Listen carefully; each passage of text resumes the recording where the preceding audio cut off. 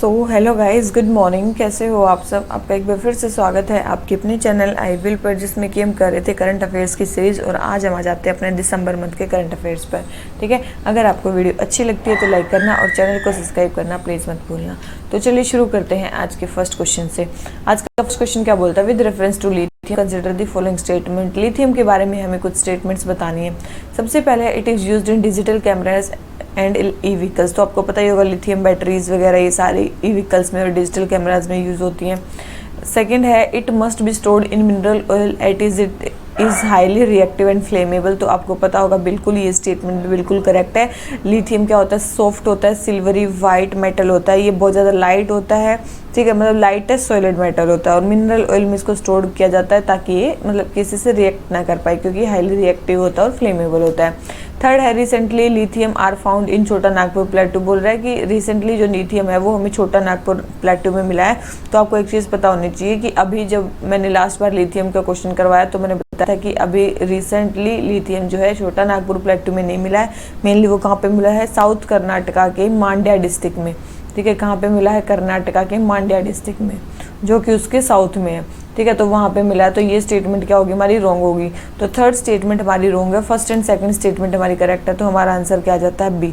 ठीक है, और वैसे जो रिजर्व्स हैं लार्जेस्ट लिथियम के वो कहाँ पाए जाते हैं?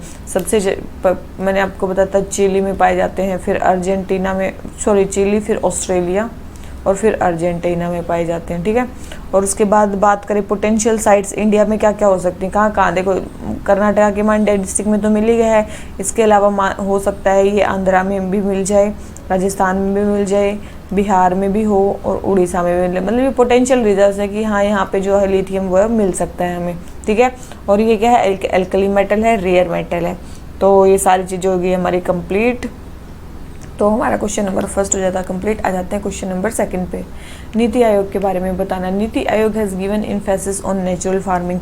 बोल रहा है कि नीति आयोग ने जो है नेचुरल फार्मिंग पे भी काफ़ी ज़्यादा ध्यान दिया, तो उसके बारे में हमें बताना है। तो देख लेते हैं। सबसे पहले है, in this farming neither chemical nor organic fertilizers are added to the soil. बिल्कुल सही स्टेटमेंट है। इसमें ना तो केमिकल ना ही ऑर्गेनिक फर्टिलाइजर ऐड किए जाते हैं, क्योंकि आपने सुना होगा एक ऑर्गेनिक फार्मिंग, उसमें ऑर्गेनिक फर्टिलाइजर्स का यूज़ किया जाता है, जबकि नेचुरल फार्मिंग में कुछ भी यूज़ नहीं किया जाता।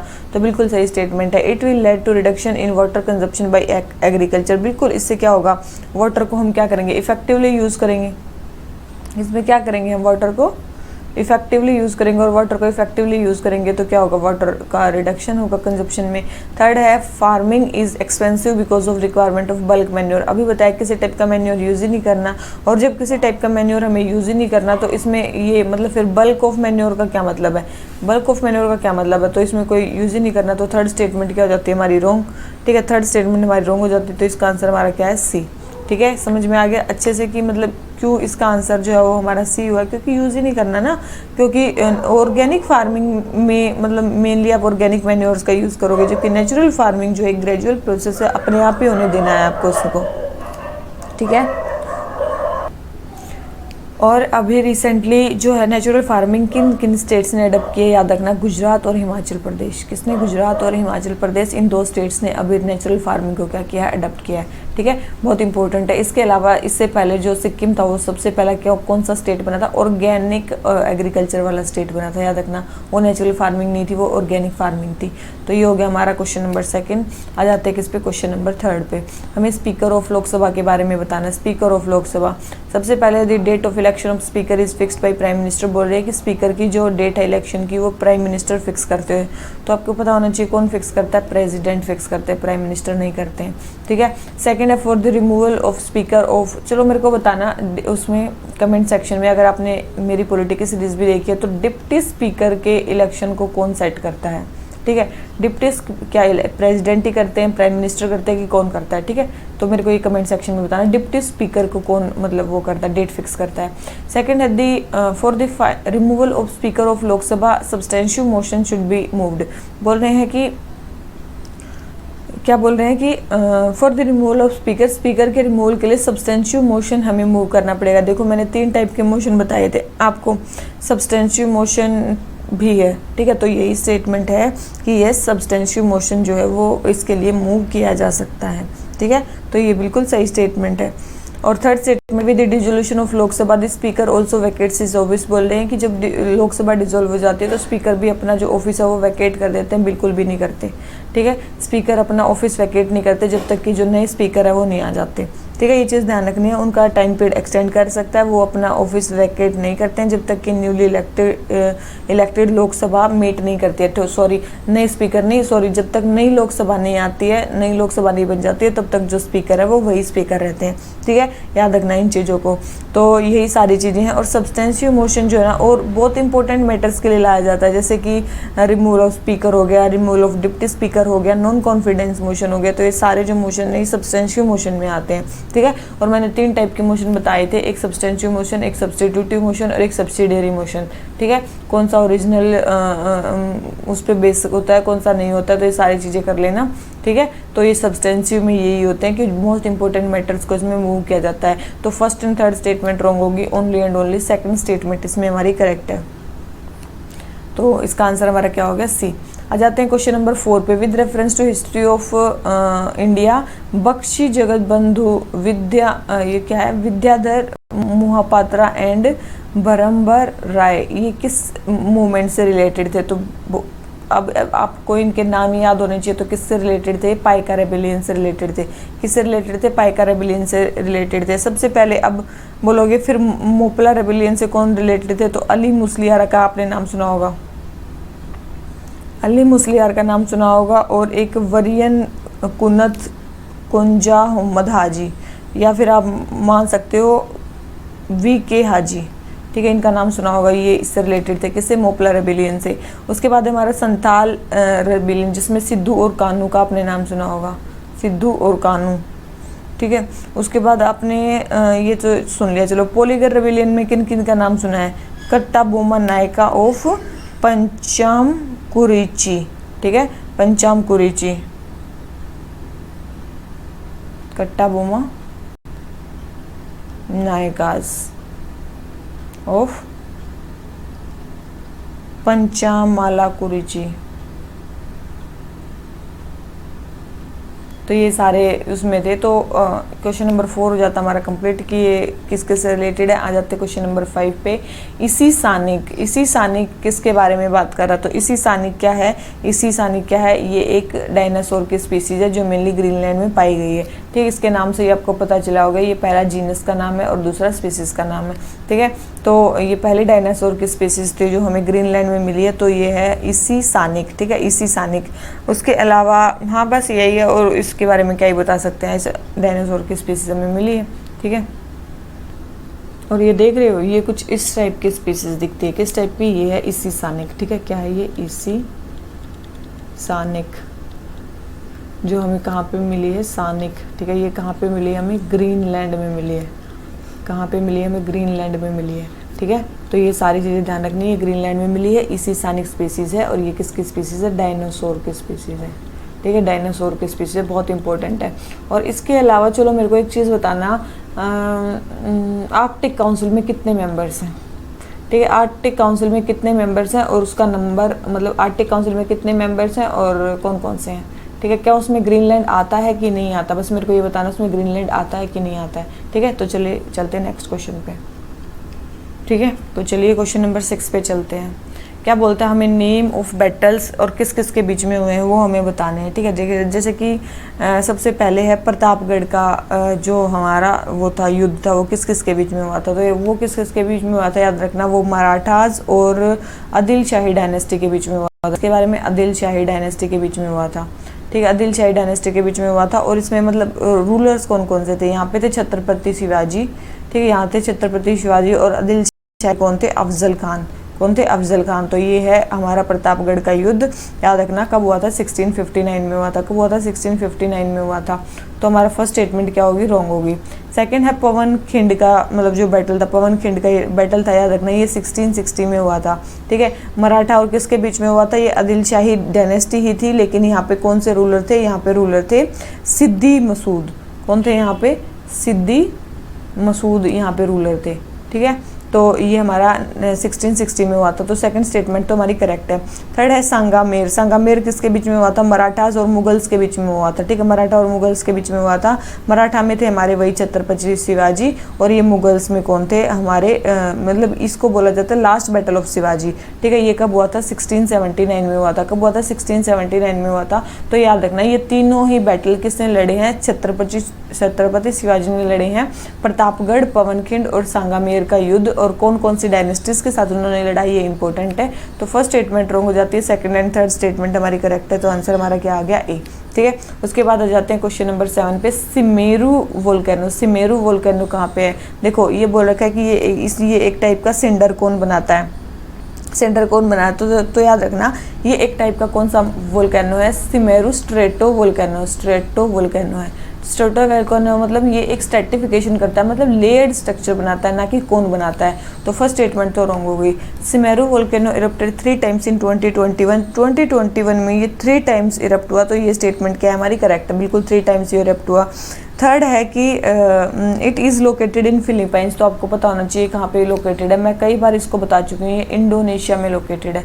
कहाँ पे है? ये इंडोनेशिया में है। तो थर्ड स्टेटमेंट रॉन्ग है, सेकंड स्टेटमेंट हमारी करेक्ट है, तो हमारा आंसर क्या आ गया?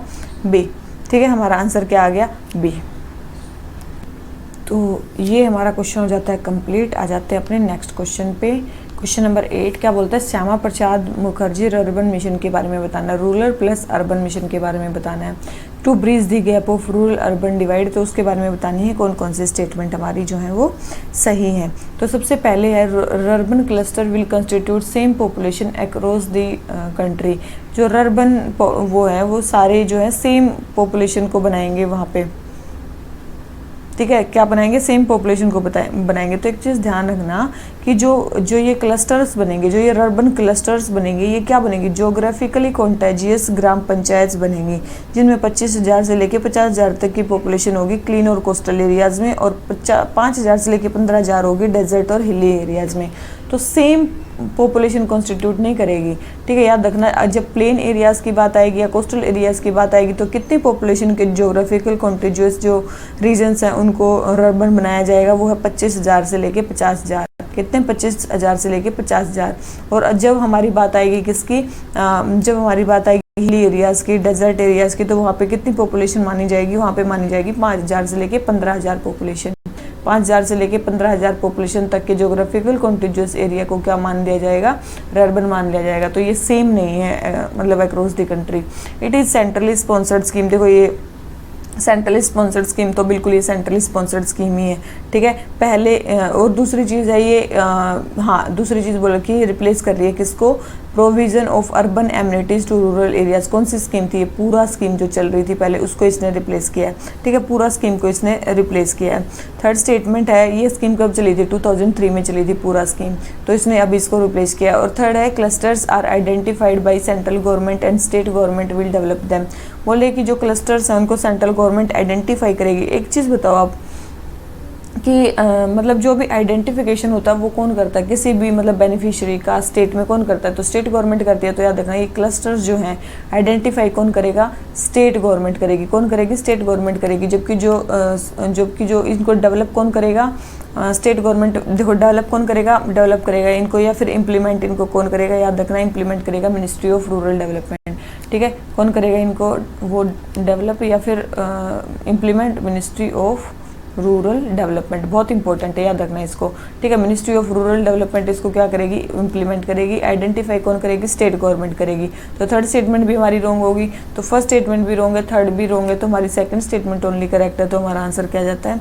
सी, ठीक है। ये स्कीम कब चली है? श्यामा प्रसाद मुखर्जी अर्बन मिशन 2016 में ये स्कीम चलाई गई थी, ताकि जो इंटीग्रेटेड है प्रोजेक्ट बेस्ड इंफ्रास्ट्रक्चर भी मतलब लास्ट के किसमें? रूरल एरियाज़ में इंफ्रास्ट्रक्चर का भी डेवलपमेंट हो उसके, ठीक है। इसके अलावा मतलब 2021 में भी इसकी एक रैंकिंग निकाली गई है। 2021 में भी इसकी एक अर्बन मतलब मिशन की एक रैंकिंग निकाली गई है। उसमें सबसे पहले कौन आया? याद रखना, उसमें सबसे आगे आया तेलंगाना। उसके बाद आता है हमारा तमिलनाडु, उसके बाद है हमारा गुजरात। इस स्कीम को इम्प्लीमेंट करने के लिए किस किस स्टेट ने इसको अच्छे से इम्प्लीमेंट किया है, किस स्टेट ने इसको अच्छे से इम्प्लीमेंट नहीं किया, तो उसके लिए हमने एक रैंकिंग निकाली है। तो उस रैंकिंग में सबसे आगे आया तेलंगाना, फिर आया तमिलनाडु, फिर आया गुजरात। ठीक है, आगे हमारा क्वेश्चन नंबर 8 हो गया कंप्लीट। आ जाते हैं क्वेश्चन नंबर 9 पे। हमें रिवोल्ट और पीपल बताने की कहाँ पे कौन से जो वॉइसरॉय थे वो गए थे, या फिर कौन से मतलब जर्नल, सॉरी वॉइसरॉय बोल रही हूँ, कौन से जर्नल जो थे वहाँ पे वो गए थे। ठीक है, तो सबसे पहले है झांसी, झांसी में ह्यूज रोज गए थे, बिल्कुल सही स्टेटमेंट है, वहाँ पे तो ह्यूज रोज ही गए थे। सेकंड है बिहार, बिहार, बिहार में कौन गए थे, याद रखना टेलर गए थे। कौन थे, बिहार में टेलर गए थे, और वहाँ के वो कौन थे, कुंवर सिंह। ठीक है, वहाँ से युद्ध कौन लड़ रहे थे, कुंवर सिंह लड़ रहे थे, और वहाँ पे लॉरेंस नहीं गए थे, वहाँ पे कौन गए थे, बिहार में टेलर गए थे। फिर आ जाते हैं हमारी बनारस, बनारस जो है, बनारस में कौन गए थे, बनारस में भी ये देखो, बनारस की जगह टेलर लिख रखा था, बनारस में कौन गए थे, बनारस में गए थे कोलोनल ओनसेल। कौन गए थे, कोलोनल ओनसेल गए थे। और बनारस से युद्ध किसने लड़ा था, मौलवी लियाकत अली में, मौलवी लियाकत अली ने, लियाकत अली। ठीक है, मौलवी लियाकत अली ने वहाँ से बैटल लड़ा था, और कोलोनल ओनसेल वहाँ पे गए थे। बिहार में कौन गए थे, कुंवर सिंह लड़ रहे थे, और वहाँ पे गए थे कौन, विलियम टेलर। तो सेकंड स्टेटमेंट भी रॉन्ग, थर्ड स्टेटमेंट भी रॉन्ग, फर्स्ट स्टेटमेंट हमारी करेक्ट है, तो आंसर आ गया ए। और झांसी में कौन लड़ रहा था, झांसी में कौन लड़ा था, लक्ष्मीबाई। कौन लड़ रही थी, लक्ष्मीबाई यहाँ से लड़ रही थी। और कौन कौन से थे, देखो मैंने, अगर आपने हिस्ट्री का लेक्चर देखा होगा तो मैंने सारे करवा रखे हैं। उसके बाद सबसे इम्पोर्टेंट आता है दिल्ली, दिल्ली, दिल्ली में कौन लड़ रहा था, दिल्ली में थे हमारे यहाँ पे बहादुर शाह। ठीक है, बहादुर शाह थे। और इसके टाइम पे कौन आए थे, जॉन निकोलसन आए थे। कौन आए थे, निकोलसन। ठीक है, जॉन निकोलसन आए थे। उसके बाद थे हमारे, आप मान सकते हो ग्वालियर। ठीक है, ग्वालियर, ग्वालियर और झांसी दोनों में मतलब जॉन रोज आए थे, ह्यू रो आए थे। ठीक है, रोज आए थे, रोज आए थे। ठीक है, ये और मतलब मेनली ग्वालियर से लड़ कौन रहा था, तात्या टोपे यहाँ से लड़ रहे थे।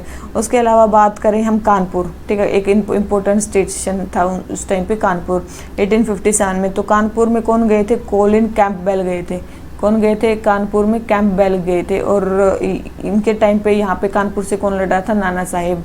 कौन लड़ रहे थे, नाना साहिब। उसके बाद आ जाते हैं हम लखनऊ पे। ठीक है, लखनऊ, लखनऊ में जो था वो कौन थे, कौन गए थे, हेनरी लॉरेंस। ठीक है, हेनरी लॉरेंस गए थे लखनऊ में। और उसके बाद बात करें इस यहाँ पे लड़ कौन रहा था, बेगम हजरत महल। कौन लड़ रही थी यहाँ पे, बेगम हजरत महल। ठीक है, तो थोड़े थोड़े आपको रिवाइज हो गए होंगे कुछ मतलब प्लेसेस और कौन कौन वहाँ पे सक्सीड किया। तो क्वेश्चन नंबर 9 आंसर आ जाता है ए। आ जाते हैं क्वेश्चन नंबर 10 पे। गुरु नानक देव को फर्स्ट गुरु माना जाता है और फाउंडर माना जाता है सिखिज्म का, बिल्कुल माना जाता है। गुरु नानक देव अकबर के कॉन्टेम्परेरी थे, याद रखना। गुरु नानक देव सिखों के पहले गुरु थे, और जो मुगलों का पहला राजा था उनके टाइम पे आए थे। तो कौन था वो, बाबर। ठीक है, बाबर के टाइम पे आए थे, बस इतना ध्यान रख लेना। सेकंड स्टेटमेंट रॉन्ग है। थर्ड है करतारपुर कॉरिडोर जो था वो उसको कॉमेमोरेट किया जा रहा है 55th बर्थ एनिवर्सरी पे उनकी, बिल्कुल। फोर्थ है Guru Nanak Dev started construction of Golden Temple. इन्होंने गोल्डन टेम्पल का जो कंस्ट्रक्शन था वो स्टार्ट किया था, बिल्कुल भी नहीं। इन्होंने गोल्डन टेम्पल का वो स्टार्ट नहीं किया था। क्या मतलब इन्होंने बनाना स्टार्ट, मतलब क्या किया, स्टार्टेड कंस्ट्रक्शन, इन्होंने कंस्ट्रक्शन स्टार्ट नहीं किया था। ठीक है, याद रखना, इन्होंने इसका कंस्ट्रक्शन स्टार्ट नहीं किया था। गुरु अर्जुन देव जो थे, कौन थे, गुरु अर्जुन देव ने मतलब गोल्डन टेम्पल को क्या किया था, एंड किया था। मतलब कंस्ट्रक्शन उनका कंप्लीट किसने किया था, गुरु अर्जुन देव ने किया था, नानक देव ने नहीं किया था, गुरु अर्जुन देव ने किया था, गुरु अर्जुन देव ने किया था। तो फोर्थ स्टेटमेंट भी हमारी रॉन्ग होगी। तो फर्स्ट एंड थर्ड ओनली हमारी करेक्ट है। हमारी जो ये सेकंड स्टेटमेंट है, मतलब फर्स्ट एंड थर्ड हमारी करेक्ट है। तो आंसर हमारा क्या आ गया, सी। ठीक है, आ जाते हैं क्वेश्चन नंबर 11 पे। क्वेश्चन नंबर 11 में क्या बोलता है, sometimes the mouth of the river appears to be submerged. Sometimes क्या दिखता है कि हमें जो माउथ ऑफ रिवर है वो सबमर्ज्ड है, और ये हो सकता है कि वहाँ पे ड्राउन वैली है, क्योंकि वहाँ पे सी लेवल क्या हो गया, राइज हो गया है। यहाँ पे फ्रेश वाटर और सलाइन वाटर मिक्स हो जाते हैं, और जो रिवर है वो अपने माउथ में फिल करने लग जाती है with sediments, muds, bars, marshes, plains. तो वहाँ पे डेवलप होते दिखते हैं। तो ये किसके बारे में बता रहा है, तो ये किसके बारे में बात चल रही है, एस्चुअरी के बारे में। तो आपको पता ही चल गया होगा किसके बारे में बात चल रही है, एस्चुअरी के बारे में। और एक्सप्लेनेशन एस्चुअरी का यही दे रखा है। आ जाते हैं किस पे, क्वेश्चन नंबर 12 पे। हमें क्या बोल रखा है, राजा जी के बारे में बता रखा है। किसके बारे में, राजा जी के बारे में। तो राजा जी कौन थे, ठीक है, बहुत इंपॉर्टेंट पर्सन थे राजा जी। ठीक है, बहुत इंपॉर्टेंट पर्सन थे। सबसे पहले he was not only first but also last Indian born governor general, बिल्कुल he was associated with non corporation movement, Vaikom Satyagraha and Young India, बिल्कुल इन तीनों ऑपरेशन से भी एसोसिएटेड थे। He oppose Quit India movement, बिल्कुल इन्होंने क्विट इंडिया मूवमेंट को अपोज किया था, बहुत इंपॉर्टेंट है ध्यान रखना, इन्होंने क्विट इंडिया मूवमेंट को क्या किया था, अपोज किया था, ठीक है। और इसके अलावा बात करें इनका जन्म कब हुआ था, याद रखना 1878 में इनका जन्म हुआ था। कब हुआ था, 1878 में इनका जन्म हुआ था। उसके बाद 1916 में इन्होंने क्या बनाई थी, तमिल साइंटिफिक टर्म सोसाइटी बनाई थी, तमिल साइंटिफिक टर्म सोसाइटी बनाई थी, ठीक है। उसके बाद इन्होंने 1917 में ये सलीम जो डिस्ट्रिक्ट है ना, म्यूनसिपैलिटी है, उसके चेयरपर्सन बन गए थे और वहाँ पे उसने 2 साल वो किया था। किसके, सलीम डिस्ट्रिक्ट के क्या बन गए थे, ये चेयरपर्सन बन गए थे और उन्होंने वहाँ पे कई मतलब 2 साल तक लगभग वहाँ पे उन्होंने काम किया था। उसके बाद 1955 में इनको भारत रत्न भी मिला हुआ है, क्या मिला हुआ है इनको, भारत रत्न भी मिला हुआ है। उसके बाद 1952 में ये मद्रास के सीएम भी बने थे, 1952 में मद्रास के सीएम भी बने थे, ठीक है। और कब इनकी डेथ हुई, याद रखना 1972 में इनकी डेथ हो जाती है। कब हो जाती है, 1972 में इनकी डेथ हो जाती है। इसके अलावा इनका मतलब असली नाम क्या था, इनका नाम था चक्रवर्ती राजा गोपालाचारी, ठीक है। इनका असली नाम क्या था, चक्रवर्ती राजा गोपालाचारी, राजा गोपालाचारी, ठीक है, इनका असली नाम था। और इन्होंने याद रखना स्वतंत्रता पार्टी फाउंड की थी। कौन सी स्वतंत्रता पार्टी इन्होंने फाउंड की थी, स्वतंत्र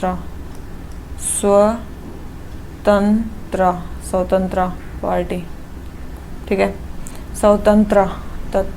ठीक है, जो भी है, स्वतंत्र पार्टी इन्होंने फाउंड की थी। और चक्रवर्ती राजगोपालाचारी इनका असली नाम था, ठीक है। ये सारे सत्याग्रह में उन्होंने टेक पार्ट लिया था। तो यही थे हमारे राजा जी। तो क्वेश्चन नंबर 12 आंसर हमारा क्या हो जाता है, डी। आ जाते हैं किस पे, क्वेश्चन नंबर 13 पे। हमें क्या बोलता है, रेडियो एक्टिव पोल्यूशन के बारे में बताना है कि रेडियो एक्टिव पोल्यूशन कहाँ कहाँ से हमारा हो सकता है। फर्टिलाइजर्स बिल्कुल वहाँ से हो सकते हैं, यूरेनियम डिपॉजिट वहाँ से तो बिल्कुल हो सकता है, oil and gas extraction, coal combustion, तो देखो हर एक से रेडियो एक्टिव कंबस्शन हो सकता है। तो आंसर क्या आ गया, डी। एक क्वेश्चन आया होता कि स्टबल बर्निंग से मतलब वहाँ पे वो गैसेस बता रखी थी, तो स्टबल मतलब वहाँ से नहीं होता, स्टबल बर्निंग से नहीं होता है। आ जाते हैं क्वेश्चन नंबर 14 पे। कंज्यूमर प्रोटेक्शन एक्ट के बारे में बताना है। किसके बारे में, कंज्यूमर प्रोटेक्शन एक्ट के बारे में बताना है। सबसे पहले क्या है, national consumer dispute resolution commission will have jurisdiction to entertain consumers complaints where the value of goods and services exceeds 2 crore. जब 2 करोड़ से ज़्यादा की वैल्यू हो जाती है तो कौन उसको इम्प्लीमेंट कर, बिल्कुल नेशनल कंज्यूमर डिस्प्यूट रिजोल्यूशन करता है। The act provides consumer the option of filing complaint electronically, बिल्कुल कंज्यूमर इलेक्ट्रॉनिकली भी अपनी फाइल्स को फाइल कर सकते हैं। The act include reference of consumers disputes to mediation with और without the consent of both parties. देखो आपको एक चीज़ बतानी चाहिए कि इसमें कंज्यूमर का डिस्प्यूट्स का रिजोल्यूशन मीडिएशन से हो सकता है जब दोनों पार्टीज का कंसेंट हो, विदाउट जब दोनों पार्टी का कंसेंट हो तभी हो सकता है। तो ये थर्ड स्टेटमेंट क्या होगी हमारी, रॉन्ग होगी। तो थर्ड स्टेटमेंट रॉन्ग होगी, first and second statement correct है। तो हमारा आंसर क्या आ गया, ई। तो याद रखना ये जब 2 करोड़, जो नेशनल कंज्यूमर डिस्प्यूट रिड्रेसल जो कमीशन है वो 2 करोड़ से ज़्यादा के केसेस देखता है। तो याद रखना स्टेट वाला कितना देखता होगा, स्टेट मतलब कंज्यूमर डिस्प्यूट रिजोल्यूशन मैकेनिज्म वो कितने का देखता होगा, 50 लाख से लेके 2 करोड़ तक का देखता है, 50 लाख से लेकर 2 करोड़ तक का देखता है। और जो डिस्ट्रिक्ट है वो कहाँ तक का देखता है, याद रखना 50 लाख तक का देखता है, 50 लाख तक के केसेस को देखता है डिस्ट्रिक्ट, और 50 लाख से 2 करोड़ तक के केसेस को देखता है स्टेट, ठीक है। इसी में एक पोर्टल भी लॉन्च किया गया है जिसको बोला गया है ई दाखिल पोर्टल। ई दाखिल पोर्टल मतलब आप क्या कर सकते हो, ऑनलाइन कंप्लेंट्स मतलब फाइल कर सकते हो।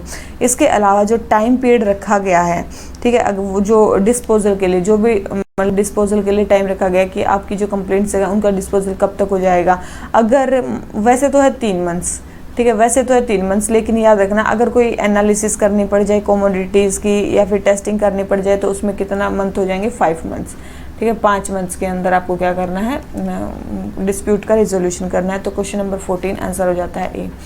आ जाते हैं क्वेश्चन नंबर 15 पे। हमें बताना है अटल रैंकिंग ऑफ इंस्टीट्यूशंस और इनोवेशन अचीवमेंट। तो हमें बतानी है अटल रैंकिंग को कौन निकालता है। तो आपको आराम से पता होना चाहिए कि कौन निकालता है, ठीक है। अटल, देखो इसको क्या, Atal ranking of institution on innovation achievement, इसको कौन निकालता है, इसको कौन निकालता है, याद रखना बहुत इंपॉर्टेंट है। ये ज्वाइंट इनिशिएटिव है मिनिस्ट्री ऑफ एजुकेशन और All India Council for Technical Education का। All India Council for Technical Education का है ये, जिसमें रैंक किया जाएगा जितने भी मेजर हाई एजुकेशन इंस्टीट्यूशन है, यूनिवर्सिटी है इंडिया में with respect to innovation and entrepreneurship development, ठीक है। तो ये हमारा हो जाता है क्वेश्चन नंबर 15। आ जाते हैं क्वेश्चन नंबर 16 पे। ऑनलाइन सर्टिफिकेट ऑफ ओरिजिन के बारे में बताना है। ऑनलाइन सर्टिफिकेट ऑफ ओरिजिन के बारे में बताना है। सबसे पहले है ये मैंडेटरी है, it is obligation on exporters and importers to obtain online certification of origin. तो याद रखना ये केवल और केवल एक्सपोर्टर्स पे ऑब्लिगेशन है, केवल और केवल एक्सपोर्टर्स पे ऑब्लिगेशन है, लेकिन इंपोर्टर्स पे ऑब्लिगेशन नहीं है। तो फर्स्ट स्टेटमेंट रॉन्ग होगी। सेकंड है the online platform is designated and developed by director general of export promotion. तो ये जो ऑनलाइन प्लेटफॉर्म है ये किसने डिज़ाइन किया, तो याद रखना ये किसने किया, director general of foreign trade ने किया। डायरेक्टर जनरल ऑफ किसने किया, ये फॉरेन ट्रेड ने किया, बहुत इंपॉर्टेंट है। Director general of foreign trade ने इसको डेवलप किया। तो सेकंड स्टेटमेंट हमारी रॉन्ग होगी। तो दोनों स्टेटमेंट हमारी रॉन्ग होगी। तो हमारा आंसर क्या आ गया, डी। तो और आपको पता ही चल गया होगा, मतलब सर्टिफिकेट ऑफ ओरिजिन के बारे में बात चल रही है। और कौन सी मिनिस्ट्री के अंडर ये आता है, Ministry of commerce and industry के अंडर आता है, ठीक है। किसके अंदर, ministry of commerce and industry के अंदर। तो ये क्वेश्चन हो जाता है हमारा कंप्लीट। आ जाते हैं क्वेश्चन नंबर 17 पे। They speak A local language called तानी। ये एक लोकल लैंग्वेज बोलते हैं जिसको बोलते हैं तानी, ठीक है। ये सन और मून को भी वर्शिप करते हैं, ठीक है। ये एक सस्टेनेबल सोशल फॉरेस्ट्री सिस्टम को फॉलो करते हैं। उसके अलावा एक्वा कल्चर को प्रैक्टिस करते हैं, ठीक है, फूड ग्रेन क्रॉप्स के साथ। ये टिपिकली कहाँ से हैं, अरुणाचल प्रदेश से। तो याद रखना ये कौन सी ट्राइब्स हैं, अपतानी ट्राइब्स हैं। कौन सी ट्राइब्स हैं, ये अपतानी ट्राइब्स हैं, बहुत इंपॉर्टेंट ट्राइब्स हैं अरुणाचल प्रदेश में। और ये सारी ट्राइब्स भी कहाँ की हैं, अबोर, मिशली, डाफला, ये भी सारी कहाँ की हैं, हमारी अरुणाचल प्रदेश की ट्राइब्स हैं, बहुत इंपॉर्टेंट है, ठीक है। और ये हमें अपतानी के बारे में बता दिया क्या क्या उनकी खूबियाँ हैं, ठीक है। तो ये क्वेश्चन हो जाता है हमारा कंप्लीट। आ जाते हैं क्वेश्चन नंबर 18 पे, ठीक है। क्या बोल रखा है कि MSP for minor forest produce would be determined with the help of TriFed and pricing cell of ministry of tribal affairs. तो आपको पता होना चाहिए कि जो MSP है इनका कौन डिटरमाइन करता है, ट्राइफेड ही मिनिस्ट्री ऑफ ट्राइबल अफेयर्स के साथ मिलकर करती है। सेकंड है unlike agriculture produce MSP for minor forest produce is revise once 2 years। बोल रहे हैं कि तो याद रखना जो MSP है माइनर फॉरेस्ट प्रोड्यूस के लिए ये 3 साल में एक बार रिवाइज होता है। कितने में, 3 साल में एक बार रिवाइज होता है, बहुत इंपॉर्टेंट है। माइनर फॉरेस्ट प्रोड्यूस के लिए जो MSP वो 3 साल में एक बार रिवाइज होता है। तो सेकंड स्टेटमेंट रॉन्ग हो जाती है, फर्स्ट स्टेटमेंट करेक्ट है। तो हमारा आंसर क्या आ जाता है, ए। बहुत बहुत बहुत इंपॉर्टेंट है। और अगर हम ट्राइफेड की बात करें, ट्राइफेड वैसे बना कब है, 1987 में बनाया, मतलब याद रखो राजीव गांधी के टाइम पे बनाया, ठीक है। हेड ऑफिस इसका कहाँ पे है, न्यू दिल्ली में है, ठीक है। हेड ऑफिस इसका न्यू दिल्ली में, और इसके 13 रीजनल ऑफिस भी हैं। क्या इसके 13 रीजनल ऑफिस भी हैं। तो ये हो गया हमारा क्वेश्चन नंबर 18। आ जाते हैं क्वेश्चन नंबर 19 पे। हमें नॉर्थ से साउथ में कंट्रीज़ को लगाना, देखो नॉर्थ से साउथ में कंट्रीज़ को लगाना, और वनीला आइलैंड वाली कंट्रीज़ हैं ये, ठीक है।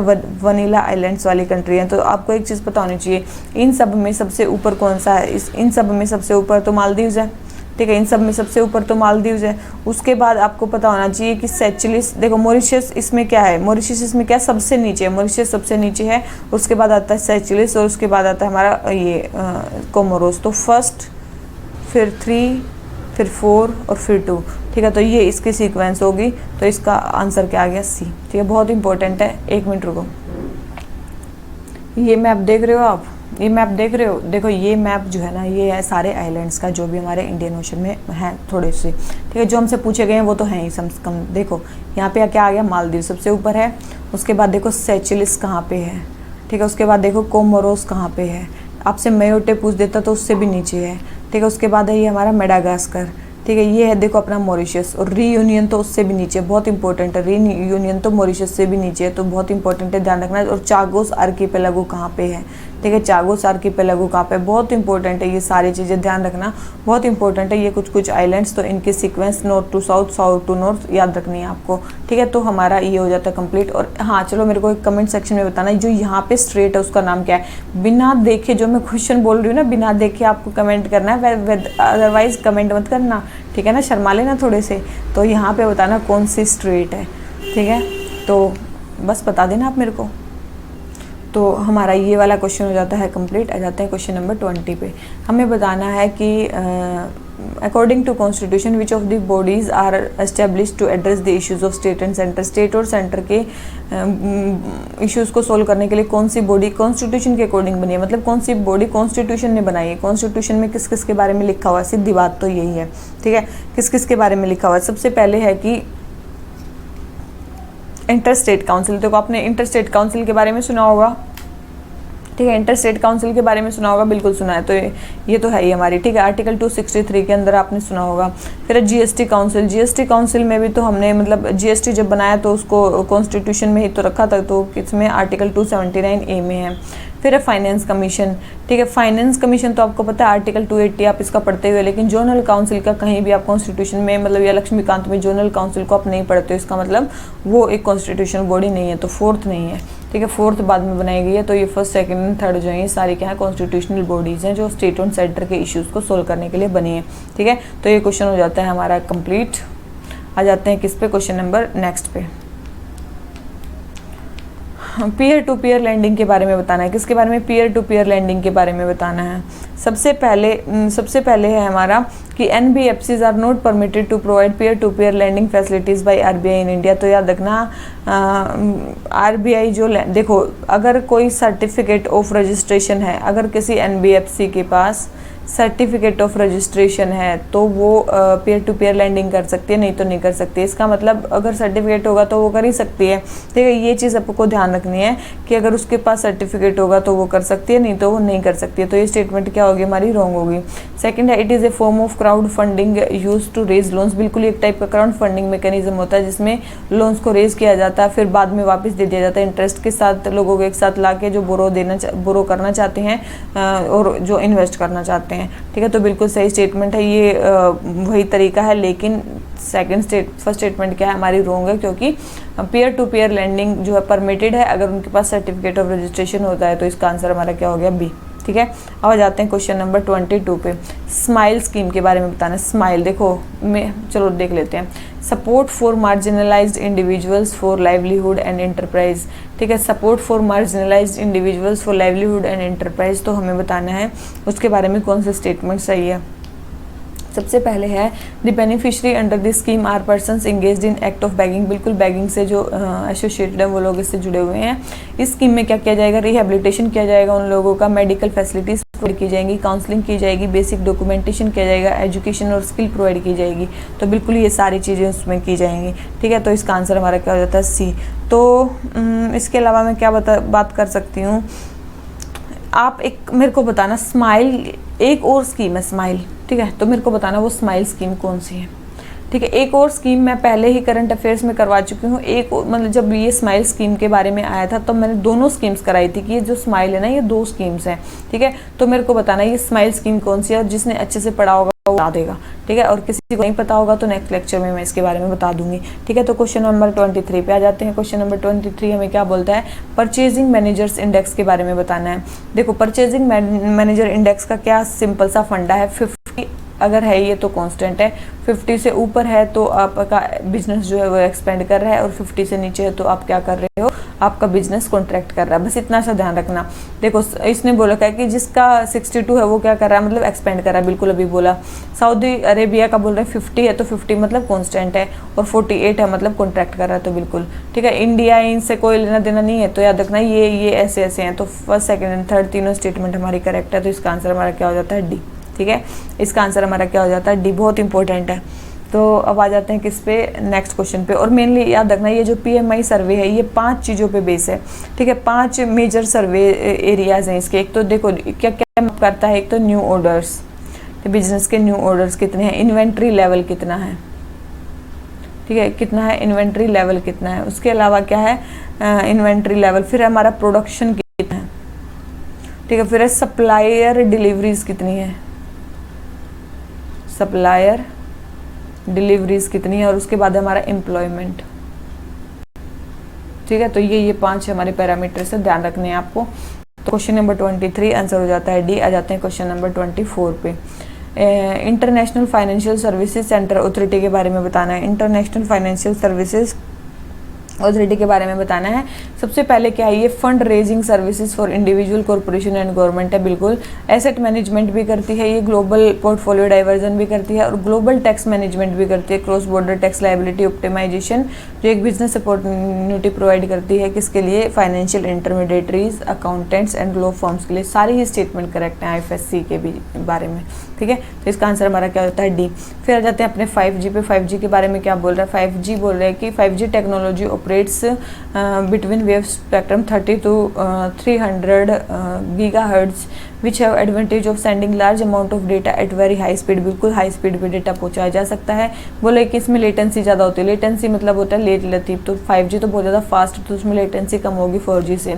Increase capacity of 5G can minimize the impact of load spikes like those that take place during sporting event and news events. बिल्कुल ये स्टेटमेंट सही है, लोड स्पाइक्स नहीं होगा उस टाइम पे, जो एकदम से लोड उस पर ज़्यादा नहीं पड़ेगा, तो ये भी बिल्कुल सही है। तो मतलब कैपेसिटी जो है 5G उनकी बढ़ा देगी। तो फर्स्ट और थर्ड स्टेटमेंट करेक्ट है, सेकंड स्टेटमेंट हमारी रॉन्ग है, तो हमारा आंसर क्या आ गया, सी। तो यही सारी चीज़ें हैं और मेनली ये 3 बैंड्स में काम करती है। आपको मैंने बताया था लो मिड और हाई फ्रीक्वेंसी में, 3 बैंड्स में काम करती है। लेटेंसी अगर बात करें 4G की, देखो 4G की लेटेंसी की बात करें तो 20 से 30 मिली सेकेंड्स की लेटेंसी होती है इसमें, और अगर 5G की बात करें तो हो सकता है इसमें लगभग 1 मिली सेकेंड की मतलब लेटेंसी हो, इतनी कम लेटेंसी इसमें होती है, ठीक है। तो ये सारी चीज़ें हैं इसकी। तो ये क्वेश्चन हो जाता है हमारा क्वेश्चन नंबर 25 कंप्लीट। अगर आपको वीडियो अच्छी लगी हो तो लाइक करना और चैनल को जरूर सब्सक्राइब कर देना, ठीक है। तो चलिए इसी नोट पे आज के लेक्चर खत्म करते हैं। Thank you very much, bye bye.